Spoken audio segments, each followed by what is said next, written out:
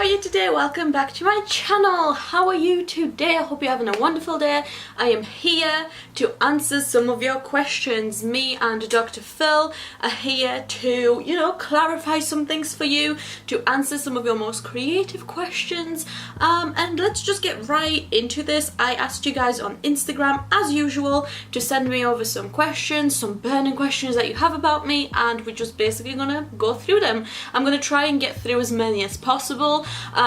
Some of these are like really interesting, but some of them are kind of repetitive, so hopefully once I answer one similar to yours, that'll be yours answered as well, and then we don't need to like do the same one over and over again. And also I got like a lot, so I'm gonna try and like get through all of them, but I can't promise I will, because I don't want to bore you guys with like a 45-minute Q&A. But regardless, let's just get right into this. And my first question that I have received is, would you rather have a casual coffee with Amber Lynn or a chill FaceTime with Jeffree Star? I do not have any interest in talking to Jeffree Star. I actually wouldn't even feel safe in the way that, like, I feel like he's very good at manipulating people, so I feel like for some reason I would be talking to him about something and he'd be able to like pull information out of me, or anything like that. I have no interest in talking to him. I have no idea why I would ever want to talk to him.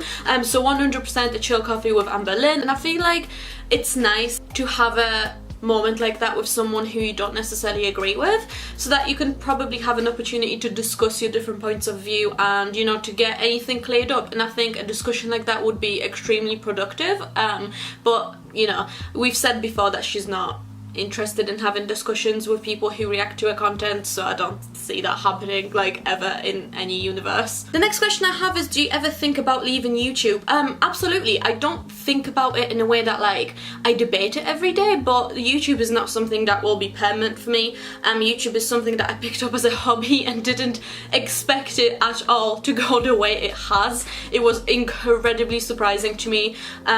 I never planned for this, and unfortunately I don't see it as a long career because I have a career, and even if I didn't go into this career, because as you're doing things for like a number of years, you slowly start to find out what your interests actually are. And I think personally it's really stupid how we make people at 16 or 15 choose one particular branch of science or branch of just subject in general to go into, because how can you realistically at 16 know what your career for the rest of your life will be? So even though I have my qualifications and I have a career right now, I would say that I'm pretty set in my ways. I have a very good job and I love what I'm doing, but I don't see myself as like a 50 or 60-year-old still doing the same thing. And I feel like my personal destiny is to try everything, and so at 19 and 20 and 21 started off in the psychology department, and then at 21 and 22 I went into social media.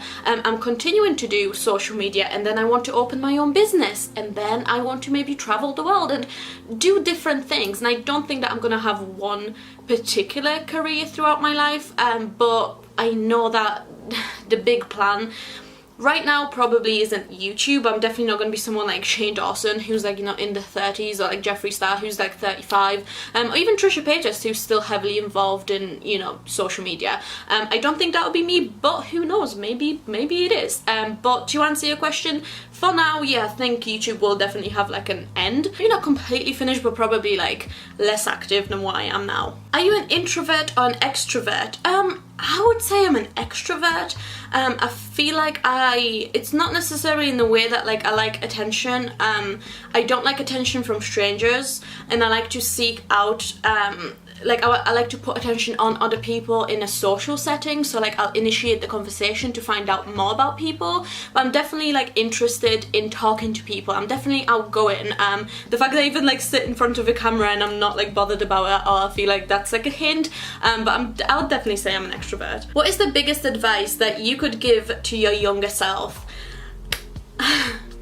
Don't do what everyone is telling you is best for you, because you know what is best for you. You have this gut feeling and you know what you want to do, you know that you're going to be good at it, and everyone around you is going to be like, no, don't do it, don't do that, just stick to what you know, don't explore new places, don't move, don't apply to this university, apply to this university, or don't go to university at all, don't start a YouTube channel because no one's going to take you seriously. Literally don't listen to any of that. Don't listen. You do what you want to do. And tell you what, if I started going against what everyone was telling me earlier, I would probably be much further on in life, much happier and much more fulfilled. But I would say, don't listen to anyone. Like, literally do what you do. And if you mess up, if you fuck up, that's okay. You'll learn from that. But just do what you want. Don't listen to anyone else. You can listen to their advice, but when they're telling you do not do this, and then don't tell you why, they just say don't do this because I told you so, do it. Do it 100 times over. I like this question. This one is if you didn't start talking about Anne Boleyn, do you think you would have been as big as you are now on YouTube? First of all, thank you so much for your question. I don't think I'm big on YouTube at all. I'm literally like a speck on the YouTube radar, like grain of sand, literally. And I want to say yes and no. No, because I am absolutely aware that her name like drove the success of my channel.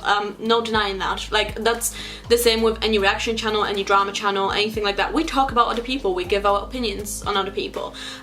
Yes, however, because I would still start off as a compilation channel, probably about another person, I would still get to the point where I would do a content about informing people and expressing my opinion, whether that would be on her, on someone else, whether that would be like a talk channel, like a drama channel, or anything else. I would still get to that point, but I think it would take me a lot longer. But I think the big part that a lot of people seem to overlook is that subscribers stay for you, like for your expression, for the way you are taught, because like a lot of people do reaction channels, a lot of people do compilations. Not everyone can get to this point. Not everyone can get to 100,000 subscribers. Not everyone can get to 1 million. So people stay because of you, and because of the way you talk about things, and because of the way your arguments are structured and the validity behind your arguments. So I feel like people stayed because of that, and they enjoy my content no matter who it is about. And I do think that a big part of it is because of Anne Boleyn, is because I am so invested, or I was so invested, well I still am so invested, but I started off really invested anyway, so I knew a lot of things. So I think one of the things that kind of got my channel up there was because I was presenting evidence, like straight away. I was like, this doesn't make sense, here's proof, rather than just saying it. So I think that's what a lot of people liked, and that's why they stayed. And then over time I just kind of, you know, matured, and kind of my method of delivery of criticism has changed a little bit and is a little bit more respectful and not so cheeky anymore. But I absolutely think that I would be here. I just don't think I would be here this fast. Another question I have was, where did you get that brain structure frame from? So that one here and that one here, they're both from Amazon, I believe. It was ages ago that I got this one, so I'm gonna try and find a link, but if I can't, if you literally just type in like anatomical brain structure, it'll pop up somewhere, but I had to get the frames separate. Have you got any tips for getting through high school? In terms of like getting through high school and finding it hard because of the workload, I would just say like organize, plan, try and stay on top of things. The longer you put things off, the worse it's gonna get. In terms of people, I'm gonna show you right now why you shouldn't care about what people think about you, why I don't care. Have a look at this.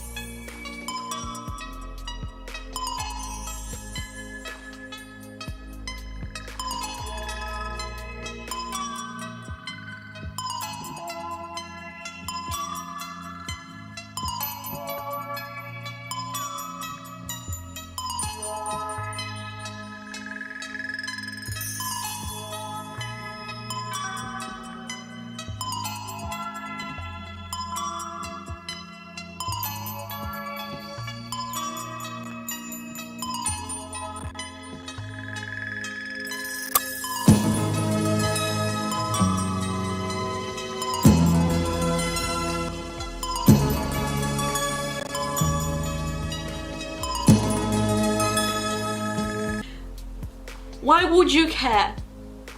Why would you? Have you...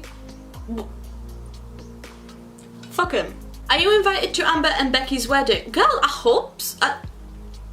Why is that even a question? I've already got my... I've got everything. Like, I've got my dress picked out. I've got the flower arrangements, like, sent. What do you mean I'm... Right, I need to make a phone call real quick because, What is your hidden talent?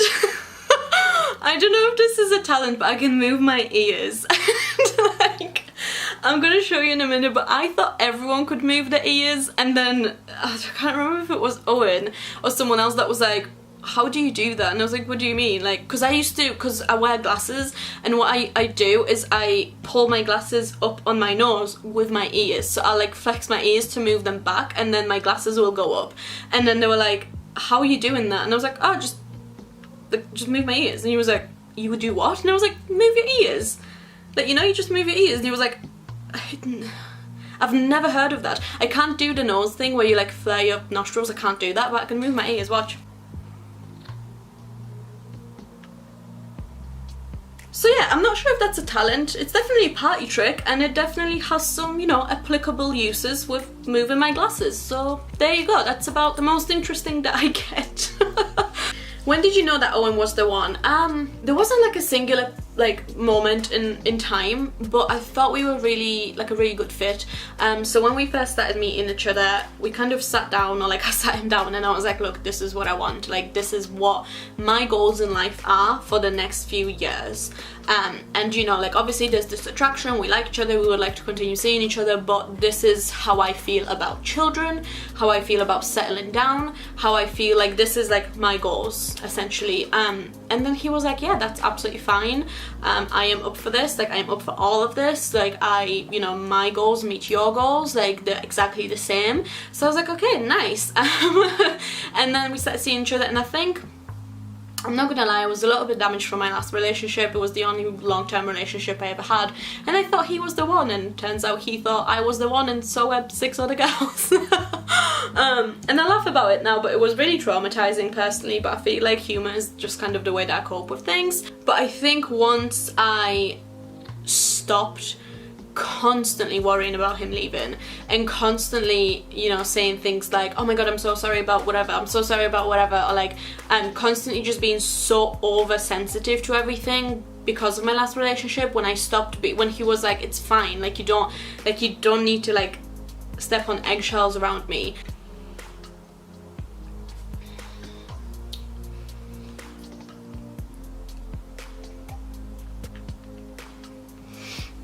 Not what you said, it's how it made me feel. Crying in the shower doesn't count. I'm okay, but is my therapist okay? I think it was like around the moment in time where I've realised that like I don't have to shut down every time we have a disagreement, because actually 2 grown people can actually have a grown-up discussion and come to like a resolution. And I think it just really showed me how like mature men can be, and kind of restored my faith in men a little bit. Not too much, but a little bit. And I think it's just nice. We've been together for 2 years now. I have felt closer to him than the other boy that I have been for 5 years with I have ever felt. Like, I've never felt that close to that boy as I do with Owen now. And we have plans, you know, we open about everything. We literally have never had an argument with him. Isn't that crazy to say? Like, I've literally never, I can't recall any argument, any at all, between us that's like bigger than me being like, put your plate in the sink. Do you know what I mean? Like, and him being like, oh yeah, sorry, I forgot, and then doing it. Or like him being like, don't do that. Me being like, oh god, I didn't realise. Yeah, absolutely. Like, incredible. Communication, like, perfect. Respect, perfect. Like, plans for the future, like, so honestly, if you make me look stupid, if I'm on here on camera telling people how great you are, and then you pull some shit, I swear to god, I swear to. But yeah, so I feel like it just slowly became very apparent to me that I was like, yeah, I don't want to be with anyone else than him. Does your career allow tattoos? I'm curious because you're in the field and you have so many. I have never, apart from once, had to cover up my tattoos, and the one time I had to was in a Christian private school, and that is it. That is absolutely it. I have never had to cover up, never ever. Maybe a bias that I didn't know about, maybe someone looked at me and was like, wow, like, she's heavily tattooed, we're not gonna give her this job, but I didn't know about it. So to me, no, didn't affect me in any way at all. But in terms of unconscious bias or bias that I didn't know about, well, I would have no idea. But honestly, absolutely not, never had any problems. Do you have any recommendations on how to maintain a healthy social media presence as a content creator? Now, I think this is really important because all of the problems that I see, all of the problems that I've ever experienced stem from too much free time, right? And before you're like like just wait a second. What I mean is that if you have too much free time and you don't keep yourself occupied with productive things that make you happy, positive things, family and things like that, you will start seeking out things out of boredom. You will start nitpicking things, you'll start arguing with people, and it's bound to bring you more negativity than positivity. So in terms of content creating, I think you should do 1, what makes you happy, 2, what makes those people around you happy, 3, something that is productive and something that adds something to the conversation, 4, something that you truly believe in and you believe is useful to you or other people. And also something that is really important to me is keeping a respectful conversation going and being transparent with your audience to the point that you feel comfortable with. Maintain a respectful environment, essentially. Make it as respectful as you can, because then it'll come back. And do not get involved in petty things out of boredom because you've got too much time. Another question I have is, can I speak Polish? Yes, absolutely, I can speak Polish. I'm fluent in English and in Polish fully, although I am like a little bit worse at Polish grammar just because I don't use it very often. But yeah, absolutely, I can speak both of them fluently. What's your opinion on pretty privilege? Absolutely a real thing, 100% proven by science time and time again. But I think it is used on the internet as a distraction from valid points made sometimes by attractive people. Do you know what I mean? So like someone can have a valid point and people can be agreeing with it, and the person on the other side is going to be like, well, that's just pretty privilege. They're agreeing with you only because you're pretty, even though your argument is also valid. So I think it works both ways. A lot of people will, as they always have and they always will, you know, twist narratives and twist science in their favour, but that's kind of just how it is. But in terms of like just opinions on it, absolutely real, 100%. I probably have experienced it once or twice in life, but it's not something that's like very like prominent in my life personally. So yeah, I feel like it is real, but I personally haven't been experiencing it like a lot in my life. Another question is, do you have any advice for confidence? I don't have a lot and I admire yours. And when I tell you that my confidence really grew after I finished school, after I finished college, it was in my sociology classes, and we learned about the self-fulfilling prophecy. Essentially, if you tell yourself something and if you put yourself in a certain box, good or bad, that's gonna happen. Just like if you, for example, praise a child from a very young age, tell them that they're the most amazing and incredible, they're gonna grow up to be a lot less limited than a child who's the whole life being told, you know, you're just not very good. And so for me, it was genuinely stop thinking about what other people think that you are, stop letting other people decide what you are, and take that power and do it yourself. And so I started announcing myself as a bad bitch. I started announcing myself as, you know, I started behaving like one. I started respecting myself a little bit more. I didn't let everyone just walk all over me. I definitely started demanding more respect from men and friends, and I genuinely started giving off this vibe like I'm confident, I'm 1 in a million, and like, you know, that's it basically. And people a lot of the time say, you know, oh, like, you think you're better than everyone else, or like you're too cocky and things, but truth is, if it's a choice between me thinking too much of myself and, you know, still being a nice person and not hurting anyone, versus someone who's constantly just too shy, too insecure, and is limiting herself just because she doesn't think highly of herself, I'd rather be that other one. I'd rather be the one that's too cocky. I'd rather be the one that's like going out there and grasping everything that I can get and taking every single opportunity. I'd rather aim too high than not aim at all, than literally just curl up into a ball and cry. So for me, it's literally start off by like faking it until you make it. Like essentially just be like, do you know what, like I'm better than this, like I'm more confident. Just because someone else is prettier than me doesn't mean I'm not pretty, it just means we're pretty in a different way. Or just because someone is smarter than me doesn't mean that I'm not smart. Maybe we are smarter in different ways or in different subjects. Just start thinking you're that bitch, because you are that bitch, and soon enough when you start acting like it, people are going to start treating you like it. Would you rather a horse-sized cat or a cat-sized horse? Isn't a cat-sized horse kind of like one of them Shetland ponies though? So don't we already have that? I'd say like a horse-sized cat just because I've never seen one of them. Would you rather be purple for the rest of your life or squeak after every sentence? Definitely squeak after every sentence, because I feel like it would be so cute. I just feel like it would be really cute.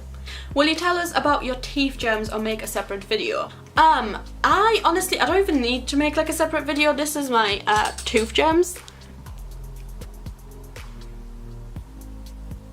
And I basically got a home kit from a dental nurse. I'll link it down below. It's on my Instagram, and she just sends you like the glue, the primer and the UV light, and you just put them on and they last up to a year. So that's literally essentially what I did. I mean, it was either that or buy like a tattoo gun from Amazon, so I feel like, you know, I was like, no, this is the safer option, because I wanted it done for such a long time anyway, but obviously couldn't because everything's closed.